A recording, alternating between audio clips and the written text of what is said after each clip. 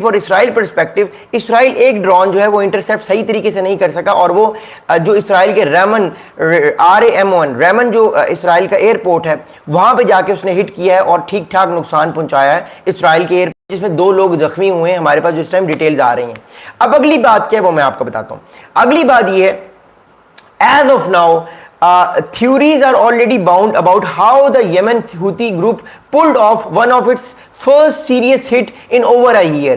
ये इस साल की सबसे बड़ी सीरियस हिट है हूती फोर्सेस की, क्योंकि ये एंटिसिपेट किया जा रहा था कि हूती फोर्सेस अपना बदला जरूर लेंगे। आपको याद होगा पिछले हफ्ते इसराइल ने हूती जो फोर्सेस के प्राइम मिनिस्टर हैं और उनकी कैबिनेट है उन पर हमला करके उनको फारिग कर दिया और उनको जो है वो उड़ा दिया था। उससे क्या हुआ था, हूती फोर्सेस ने यह कहा था कि वो बदला अपना जरूर लेंगे, और गालिबन ये उनका बदला था कि इन्होंने 3 ड्रोन से अटैक किया, जिसमें से 2 ड्रोन जो थे वो इसराइल ने इंटरसेप्ट करके उनको फारिग कर दिया, और एक ड्रोन जो था वो बच के अपने आप को पेनिट्रेट करके किसी न किसी तरीके से निकल गया और इसराइल के इस जो रेमन एयरपोर्ट है इस पर हिट किया, जिससे 2 लोग जख्मी हुए।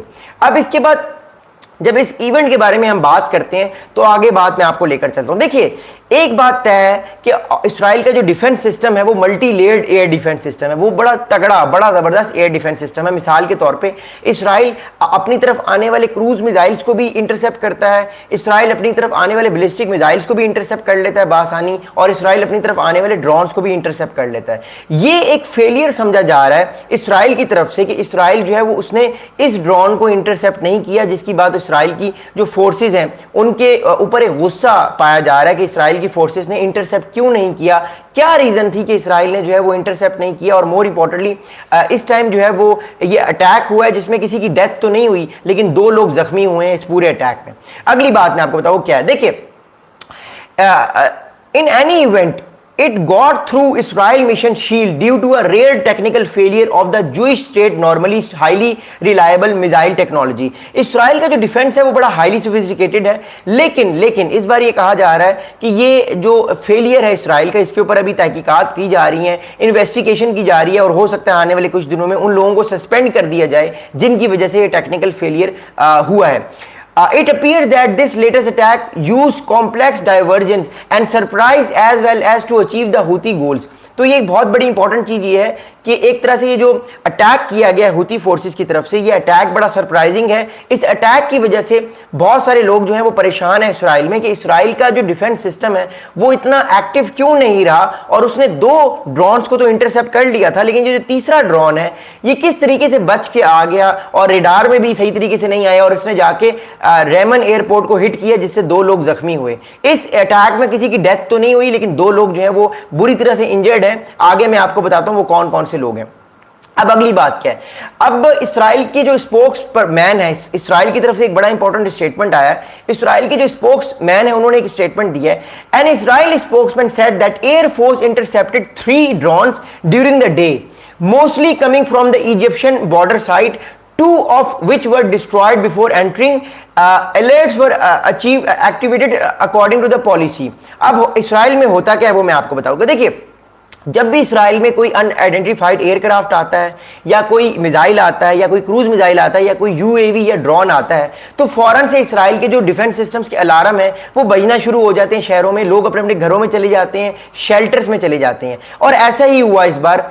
हुआ ये कि जब 3 ड्रोन्स उड़ के इसराइली टेरिटरी में आ रहे थे तो फौरन से अलार्म ने एक्टिवेशन कर दिया, अलार्म एक्टिवेट हो गया, लोग अपने अपने घरों में जाके छुप गए, थोड़ी देर के लिए एयरपोर्ट को भी बंद कर दिया गया।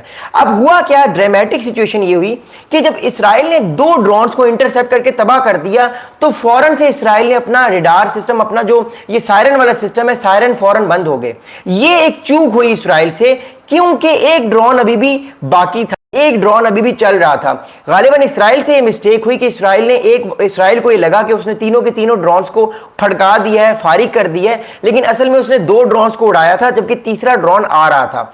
अब इसराइल ने 2 ड्रोन्स को तबाह करने की फौरन बाद जब सायरन सिस्टम बंद किए और डिफेंस इसराइल के स्लीप पे चले गए, यानी एक्टिवेशन से डीएक्टिवेशन मोड पे चले गए, तब जाके हुआ ये कि जो ड्रोन उड़ के आ रहा था एक, उस ड्रोन को इंटरसेप्ट शायद मिस्टेक की वजह से नहीं कर सका, कोई टेक्निकल फॉल्ट था, और सारे अलार्म खामोश हो गए। लोगों को लगा कि अब सिचुएशन ठीक है, कोई मसला नहीं हुआ। फाइनली जो है वो एकदम से एक मोर इंपॉर्टेंटली एक ड्रोन आता है और वो हिट करता है रेमन एयरपोर्ट पे, जिससे 2 लोग जख्मी होते हैं, इंजर्ड होते हैं, किसी की डेथ नहीं हुई। तो एक तरह से इसराइल का ये फेलियर समझा जा रहा है। अदरवाइज अगर ये अलार्म चलते रहते और इसराइल इंटरसेप्ट इसको भी कर चुका था, लेकिन वो समझ नहीं पाया कि कैसे इस पर अटैक है, गालिबन एक टेक्निकल फॉल्ट था।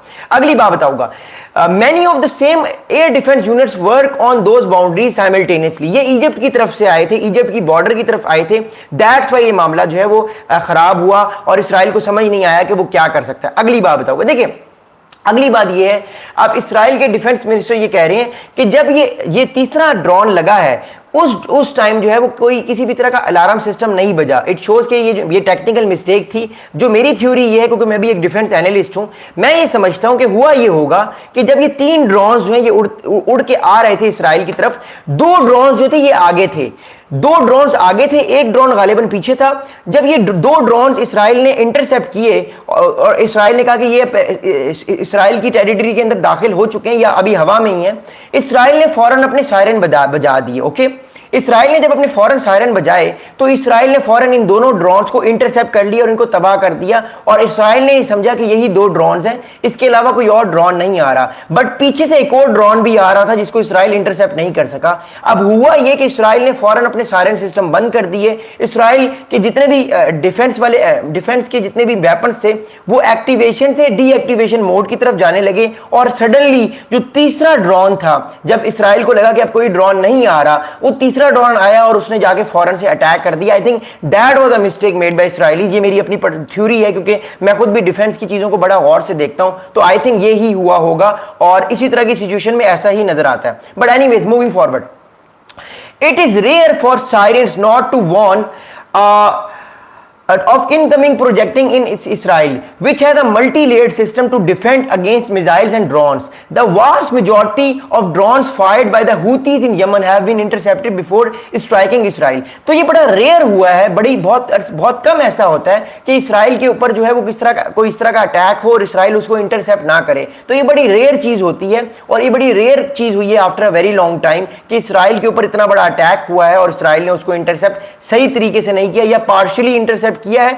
बट एक ड्रोन जो है उसके चूक की वजह से उसने अटैक किया। The Israeli forces said on initial inquiry found that the drones was detached but was not classified as hostile, allowing it to fly through air defenses. अब एक तरह से इसराइल में इंक्वायरी स्टार्ट हो चुकी है उन ऑफिसर्स के खिलाफ जो वो डिफेंस सिस्टम्स यूज कर रहे थे, और वो उस एयर डिफेंस सिस्टम के थ्रू उन्होंने अपने मोर इंपॉर्टेंटली जो है वो ये कोशिश की कि उन्होंने इस पूरे मामले